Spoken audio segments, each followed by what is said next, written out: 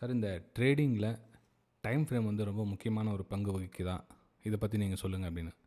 S, கண்டிப்பா வந்து time frame வந்து ரொம்ப ரொம்ப முக்கியமான பங்கு வகிக்குது. அதாவது எப்படின்னு பார்த்தீங்கன்னா, இப்போது எவ்வளோக்கு எவ்வளோ நீங்கள் குறைவான டைம் ஃப்ரேம் சூஸ் பண்ணுறீங்களோ, அவ்வளோக்கு அவ்வளோ நீங்கள் மார்க்கெட் விட்டு சீக்கிரமாக வெளியே போயிட போகிறீங்க. உங்களுடைய அமௌண்ட் காலியாக போகுது அப்படின்றது தெரிஞ்சுக்கலாம்.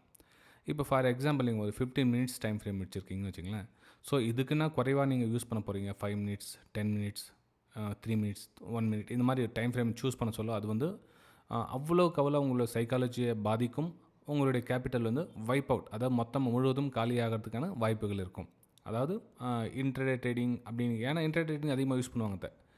அப்போது 15 மினிட்ஸ்க்கு டைம் ஃப்ரேம் மேலே, இப்போ ஒரு 1 hour time frame, 4 hours, daily chart, weekly time frame அந்த மாதிரி யூஸ் பண்ணுவோம்.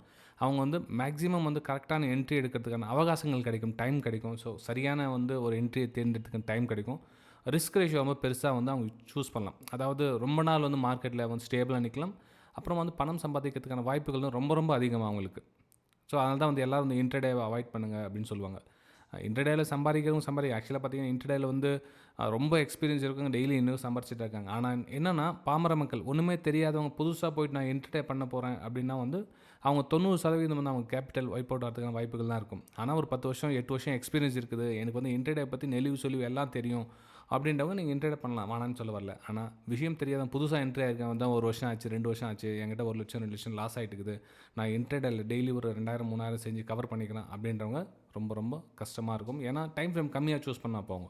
அப்போ டைம் ஃப்ரேம் கம்மியாக சூஸ் பண்ண என்ன ஆகும்? சைக்காலஜிக்கல் பிரச்சனை வரும், என்ட்ரி எக்ஸிட் நிறைய வரும், ஓவர் ட்ரேடிங் ஆகும். ஸோ இந்த மாதிரி பிரச்சனைகள்லாம் ஃபேஸ் பண்ண வேண்டியிருக்கும். ஓகே.